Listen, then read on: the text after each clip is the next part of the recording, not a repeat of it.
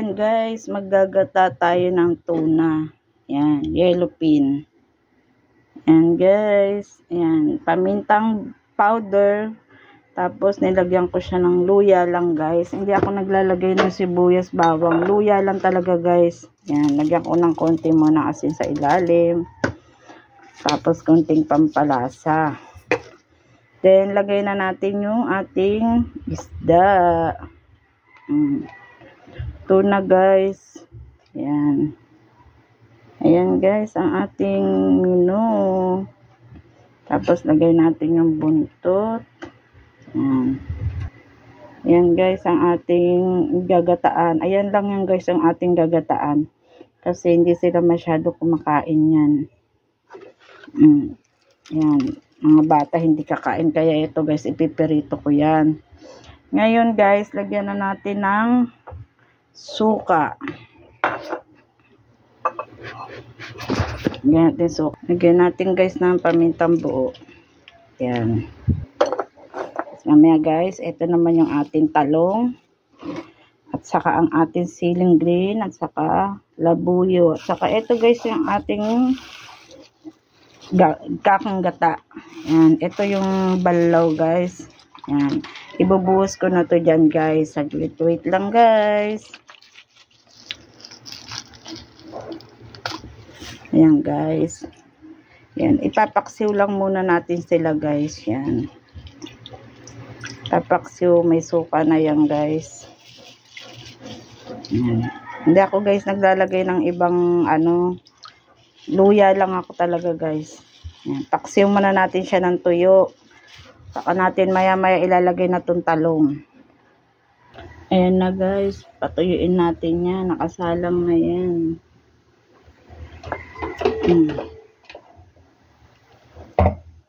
Update ako guys, siguro mga 5 minutes pag kumulo na siya. Yan ang ating paksiw. Yan, kulong-kulo na guys. Medyo matagal pa yan guys. Mag-update na lang po ako.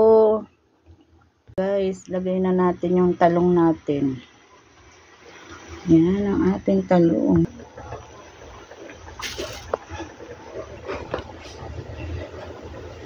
Yan natin yung dalawang sili guys. Mamaya na yung guys yung siling green.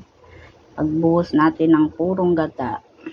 Ayan guys, tuyo na yung ating paksiw. Buhos na natin yung ating unang gata. Ayan guys, yummy yummy. Buhos na natin yung unang gata. Ayan guys. Pues gata guys. Ayan. Hindi ako guys mahilig gumamit ng yung powder. Yan. Press talaga ginagamit kong gata guys. Guys, dali lang yan. Maluluto na yan guys. Yummy yan.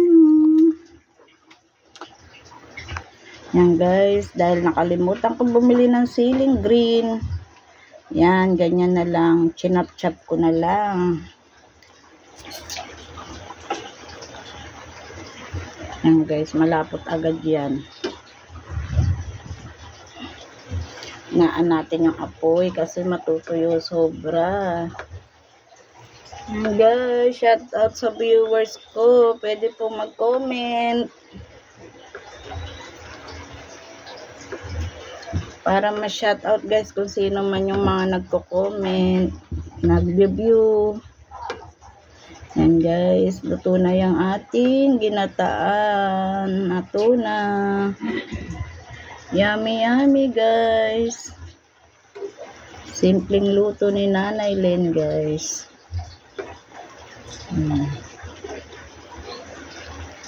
Matutuyuan na naman yung ating gata guys. Yummy yummy.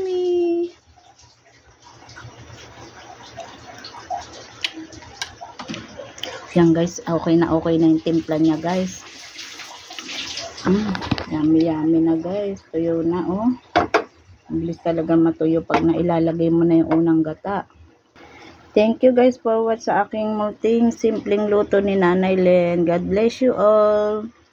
Ginataang tuna with talong. Yun lang, yummy yummy na guys. So after 5 minutes na nilagay ko yung gata.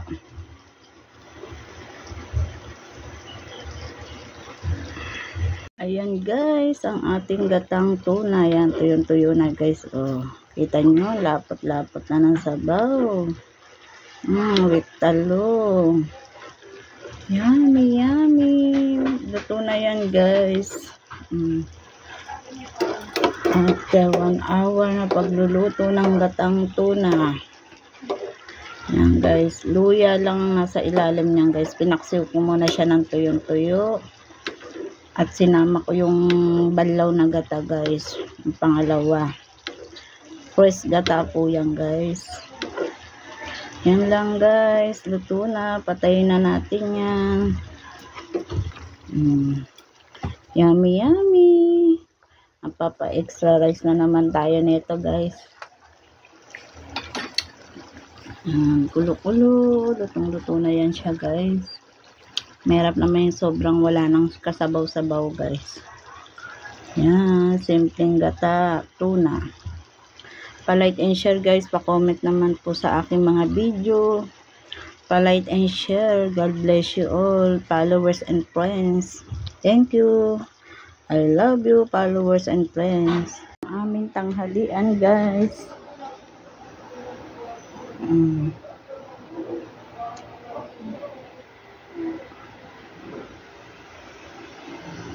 Yung aming sausawan sa price. Yan lang aming munting salo-salo guys. Thank you for watch guys.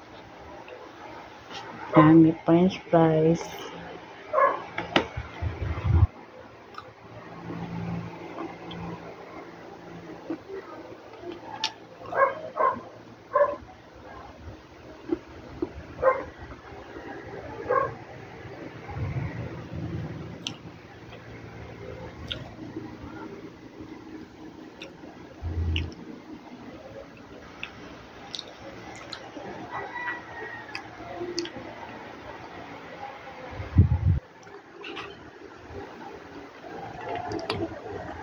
Thank you for watch guys. Pa-like and share and comment.